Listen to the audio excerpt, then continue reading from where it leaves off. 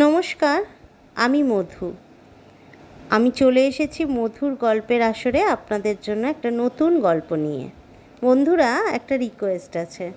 যদি আমার গল্পটা শুনে তোমাদের ভালো লাগে তাহলে অবশ্যই একটা লাইক আর সাবস্ক্রাইব করে দিও আমার চ্যানেলটা, দয়া করে। কারণ লাইক করলে আমার মনোবল বাড়বে, কাজ করতে আরও আগ্রহ জাগবে।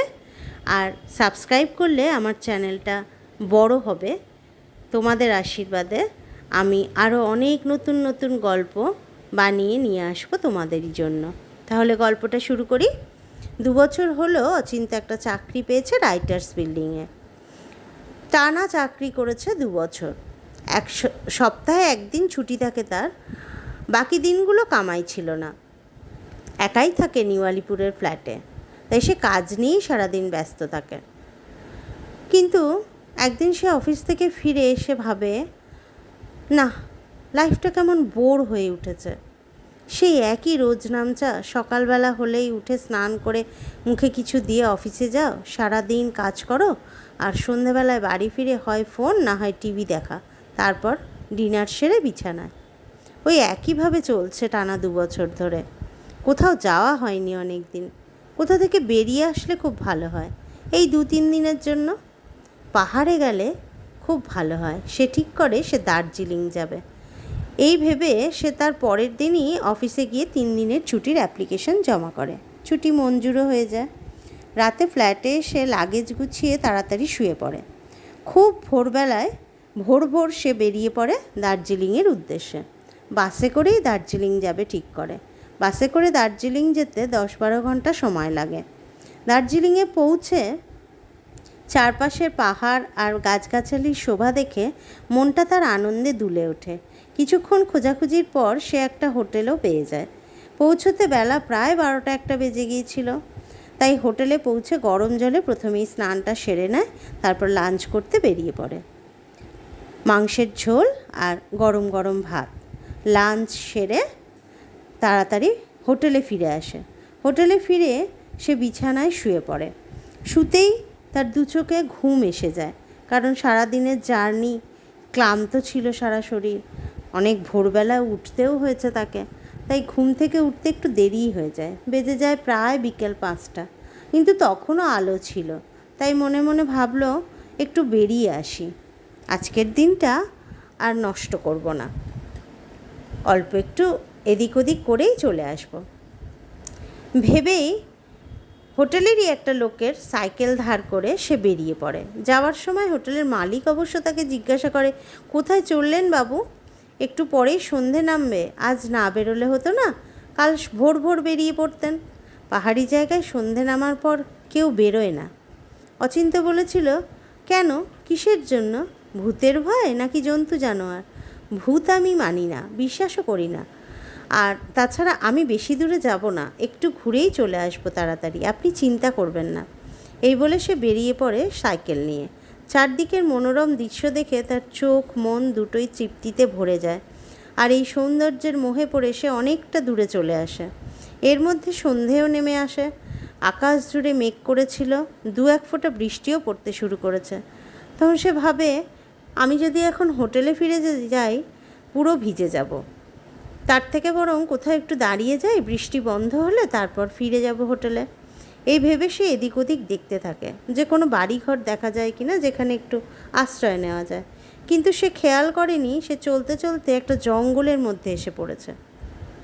সেখানে অনেক দূরে একটু আলো দেখতে পায় সে। আশেপাশে আর কোনো বাড়িঘর চোখে পড়ে না। জায়গাটা খুবই নির্জন। তো অচিন্ত সেই ছোট আলোকরশ্মি লক্ষ্য করে সাইকেল নিয়ে এগিয়ে যেতে থাকে। বেশ কিছুটা যাওয়ার পর সে দেখতে পায় একটা ছোট বাড়ি। সাইকেলটা বাইরে রেখে সে দরজায় কড়া নাড়ে। কিছুক্ষণ পর এক মাঝবয়সী বৃদ্ধা এসে দরজা খুলে দরজার সামনে দাঁড়িয়ে বলেন, কে আপনি? অচিন্ত বলে, আমার নাম অচিন্ত পালিত, আমি কলকাতায় থাকি, এখানে বেড়াতে এসেছি 2 দিনের জন্য। দেখুন না, বিকালবেলায় একটু বেরিয়েছিলাম, পথেই বৃষ্টি শুরু হয়েছে। এখন হোটেলে ফিরে যেতে যেতে অনেকটা ভিজে যাব, তাই বৃষ্টি শেষ হওয়া পর্যন্ত আপনি যদি আমাকে একটু আশ্রয় দেন, বৃষ্টি শেষ হলেই আমি চলে যাব। ওই মহিলা তখন বলে, হ্যাঁ আসুন ভিতরে আসুন।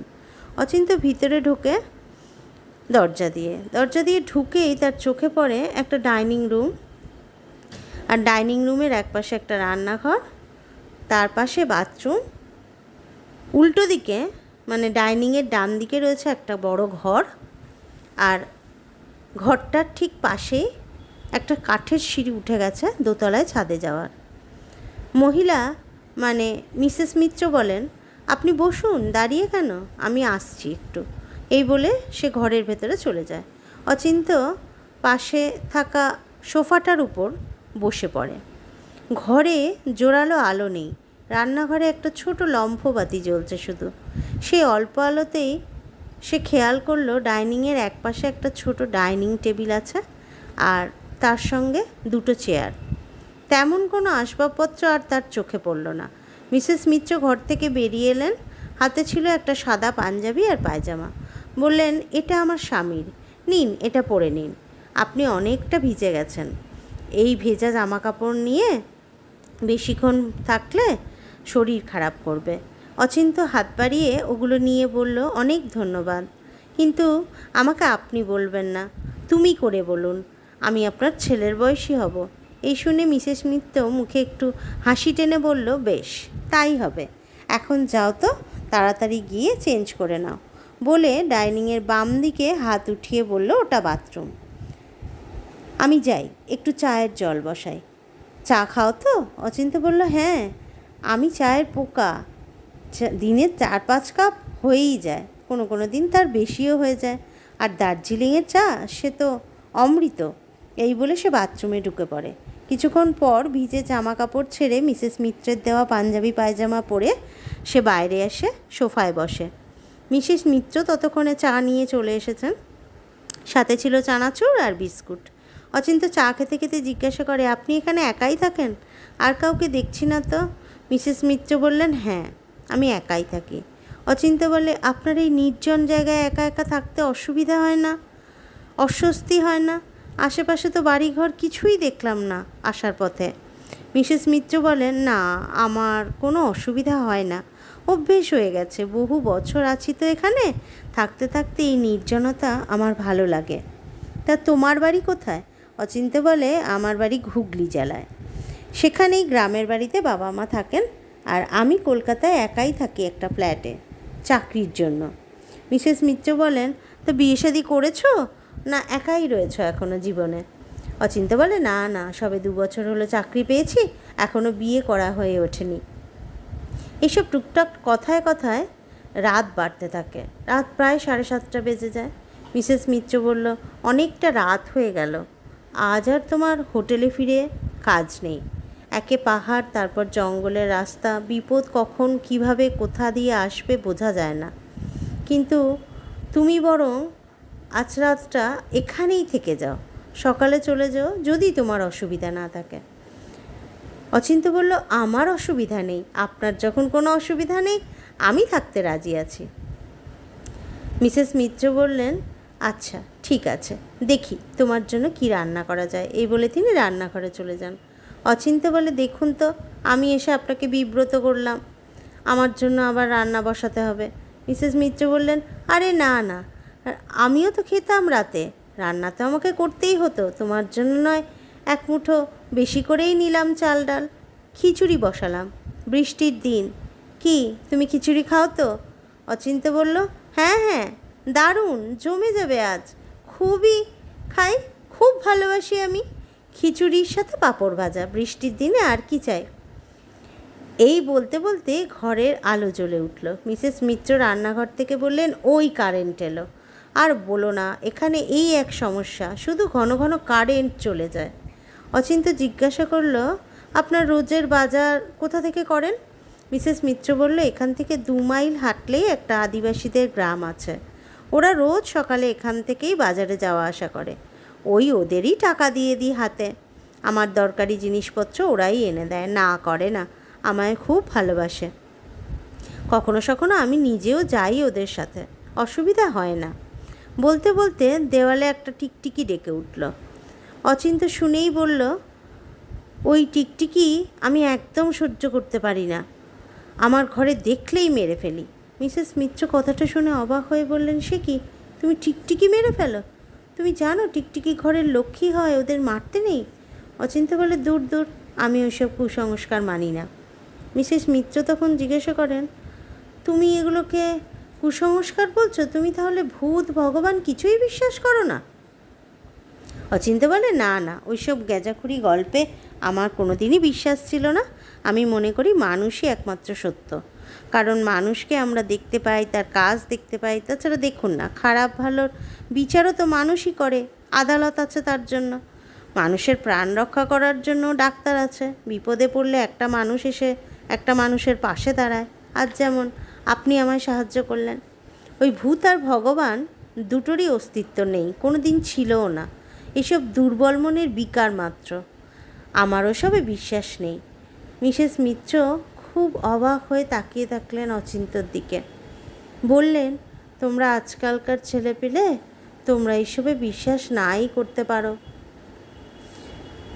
তখন একটু চুপ করে থেকে অচিন্ত্য বলল, আমাকে বললেন না তো আপনি কেন এখানে একা থাকেন?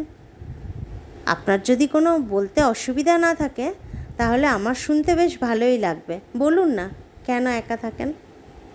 মিসেস মিত্র বলল, আচ্ছা শোনো, তাহলে বলি তোমাকে আমার জীবনের কতগুলো সত্যি ঘটনা। ঠিক গল্প নয়। আজ থেকে প্রায় 40 বছর আগে আমার বিয়ে হয়। কয়েক বছর শ্বশুরবাড়িতেই কাটাই। তারপর আমার স্বামী আমাকে নিয়ে এখানে চলে আসেন। আমাদের কোনো সন্তান হয়নি। আমার স্বামী আমাকে নিয়ে এখানে আসার পর এই বাড়িটা তৈরি করেন। আমরা দুজনেই। নির্জনতা লোকটার বরাবরই বড্ড প্রিয় ছিল। এখানে এসে কাঠের ব্যবসা শুরু করেন। কাজের মধ্যে শুধু ব্যবসার কাজ দেখাশোনা করাই তার কাজ ছিল। সন্ধ্যের আগেই বাড়ি ফিরতেন। তারপর আমার সাথে বাকিটা সময় কাটাতেন। আমি এই বাড়ি আর কাজ, এই ছিল তার জগৎ। খুব ভালোবাসতো আমায়। এখানে আসার বছর 10 এভাবেই কাটে। একে অপরের জন্য শুধু ছিলাম। তারপর থেকেই ওনার যে কী হয়, পুজো, মন্ত্র, ভগবান, বিগ্রহ, এইসবের প্রতি ওনার আগ্রহ বাড়তে শুরু করে। রোজ প্রায় 1 ঘন্টা ধরে পুজো করতেন উনি। আর কী সব মন্ত্র উচ্চারণ করতেন। দিনে দিনে সেই পুজোর সময় বাড়তে থাকলো। ঘন্টার পর ঘন্টা ধরে উনি মন্ত্র উচ্চারণ করে যেতেন দরজা বন্ধ করে। কী যে সব দুর্বোধ্য মন্ত্র, আমার সে বোঝা দায়। আমি কিছুতেই বুঝতে পারতাম না কেন উনি এভাবে দরজা বন্ধ করে শুধু মন্ত্র, জোরে জোরে মন্ত্র উচ্চারণ করতেন।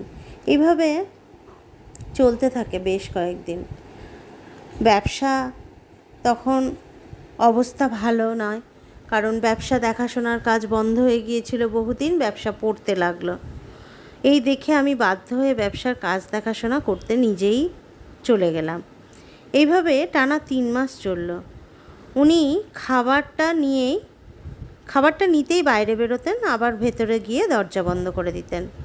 কিছু জিজ্ঞাসা করলেই গম্ভীর হয়ে উত্তর দিত, তুমি এসব বুঝবে না, সময় হোক সব বলবো, এখন আমাকে কিছু জিজ্ঞাসা করো না।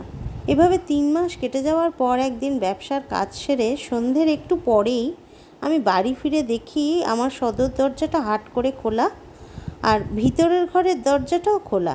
আমার স্বামী কোথাও নেই। এই দেখে আমি খুব ভয় পেয়ে গেলাম। দৌড়ে গেলাম একটু দূরের সে আদিবাসীদের গ্রামে। ভাবলাম ওখানে তো উনি মাঝে মাঝে যান, যদি আজ গিয়ে থাকেন। ছুটতে ছুটতে হাতে লণ্ঠন নিয়ে গিয়ে পৌঁছলাম সেই গ্রামে। গ্রামের সবাইকে জিজ্ঞাসা করলাম কেউ তাকে দেখেছে কি না। তাদের মধ্যে একজন বলে উঠল, আমি দেখেছি ওনাকে ওদিক পানে যেতে, বলে দূরে জঙ্গলের দিকে হাত দেখিয়ে ইশারা করলো। আমি বললাম, আমাকে একটু নিয়ে যাবে? সে বলল, ওরে বাবারে, মরবো নাকি? ওদিকে যাওয়া মানা, আমরা কেউ ওদিকে যাই না। ওদিকে গেলে বিপদ হবে। আমি বলি কি, আপনিও যাবেন না, বিপদ হবে বলে দিলুম। কিন্তু ও জায়গা ভালো নয়। কিন্তু আমার তখন নিজের বিপদের চিন্তা ছিল না। চিন্তা হলো ঘরের মানুষটা, তার কোনো বিপদ হয়নি তো। একটু ভেবে আমি ওই অন্ধকারের মধ্যে জঙ্গলের ভিতরে দিয়ে যেতে থাকি। বেশ কিছুটা এগোনোর পর দেখি একটা জায়গায় 4টে সাধু বসে আছে, যজ্ঞ করছে, আর তাদের মধ্যে বসে রয়েছে আমার স্বামীও। সেই সাধুদের কি বীভৎস দেখতে, বড় বড় লাল লাল চোখ, লম্বা জটা, দাড়ি, কপালে বড় সিঁদুরের ফোঁটা, সব মিলিয়ে দেখলে প্রাণ শুকিয়ে যায়। আমি আর অপেক্ষা করতে পারলাম না, দৌড়ে গিয়ে আমার স্বামীর হাত ধরে বললাম, বাড়ি চলো। তুমি এখানে কি করছো গো? অনেক রাত হলো, বাড়ি চলো। উনি এক ঝটকায় আমার হাত ছাড়িয়ে দিয়ে বলে উঠলেন, এখানে কেন এসেছো? চলে যাও, এখনই চলে যাও এখান থেকে। আমার পুজোর ব্যাঘাত ঘটিও না, আমি এখন যাব না। ওই কথা শোনার পর ওখানে আর দাঁড়াইনি, পিছন ঘুরে ওই পথ ধরেই বাড়ি ফিরে দরজার সামনে বসে অপেক্ষা করতে থাকি। অপেক্ষা করতে করতে কখন চোখ দুটো লেগে আসে বুঝতে পারিনি। হঠাৎই প্রায় মধ্যরাতে পায়ের শব্দ শুনে বুঝলাম উনি ফিরছেন। হাতের হ্যারকিনটা তুলে ধরে আমি তাকিয়ে থাকলাম দূরে। দেখলাম হ্যাঁ, উনি ফিরছেন, কিন্তু ওনার পিছনে ওই কালো ছায়ামূর্তিটা কে বুঝতে পারলাম না। উনি বাড়ি ফিরছেন, দেখলাম ওনার সাথে ওই ছায়াটাও আসছে তার বাড়ির মধ্যে। ওনার হাতে ছিল একটা অদ্ভুত ধরনের মূর্তি। কিসের মূর্তি বলতে পারবো না, আমি কোনো দিন দেখিনি। উনি সেই মূর্তিটা সাথে করে ঘরে গিয়ে বসলেন, সাথে সাথে ওই ছায়াটাও চলে গেল।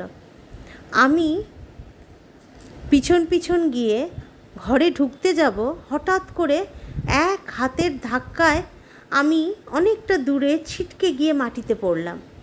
বুঝতে পারলাম না কে ধাক্কা মারলো আমায়, আর দরজাটা নিজের থেকেই বন্ধ হয়ে গেল।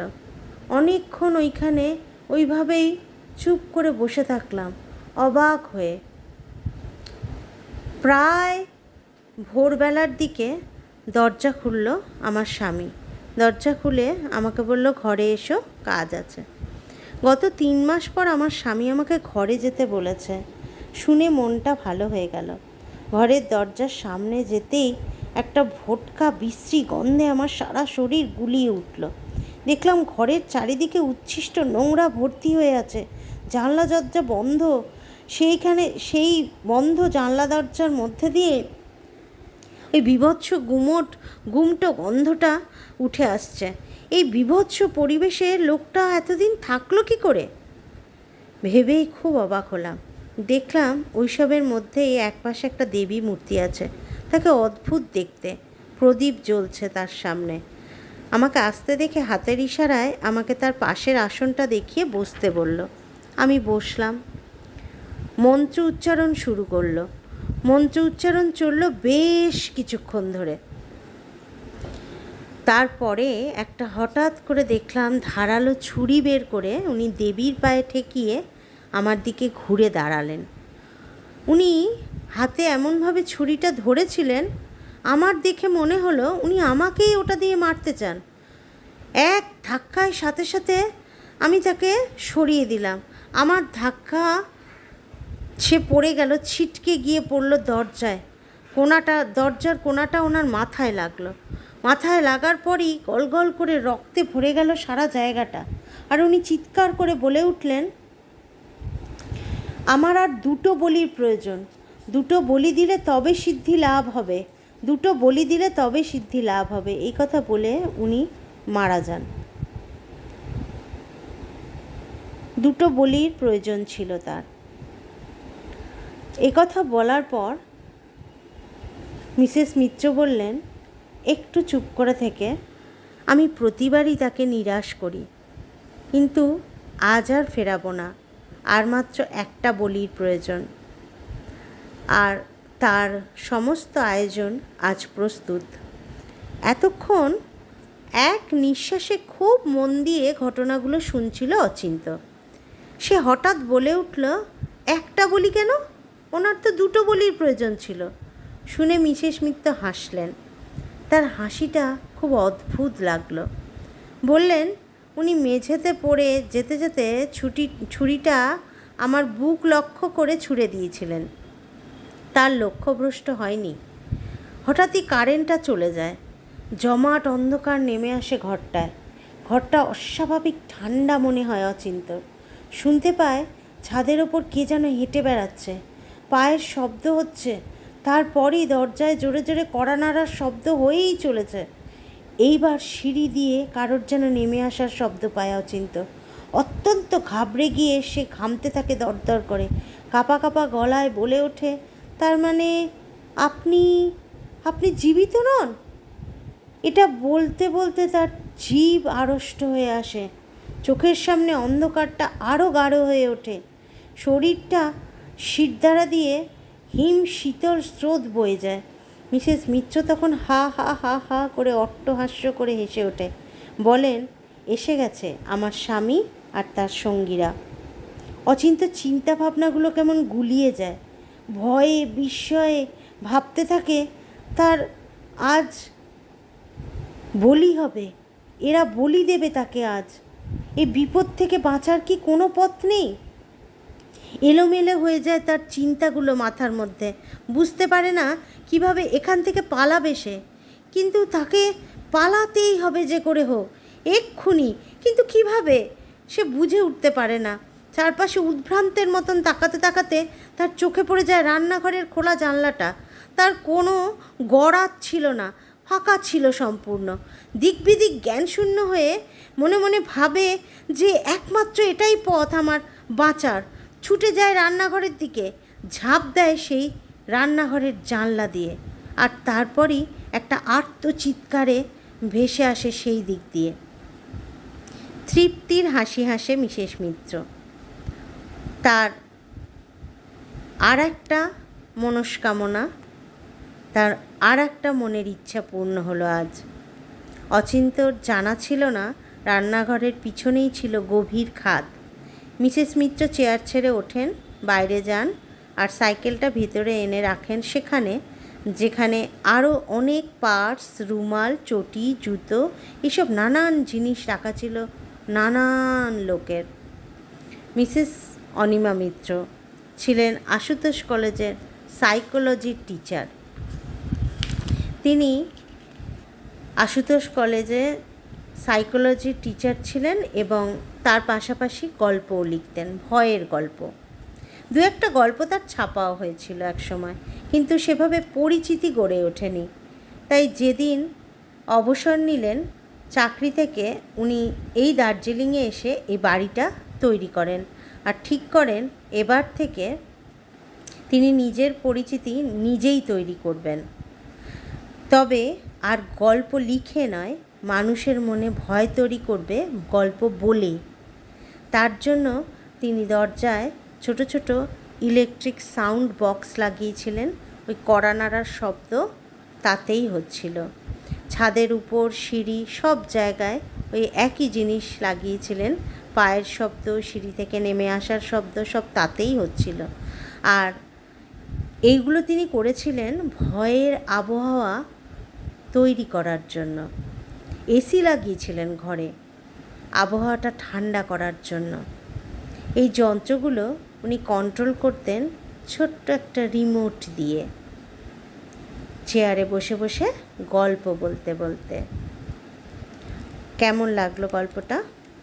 আশা করি ভালো লেগেছে। আর ভালো লাগলে একটা লাইক প্লিজ করে দেবেন, আর অবশ্যই চ্যানেলটা সাবস্ক্রাইব করে আমার পাশে থাকবেন।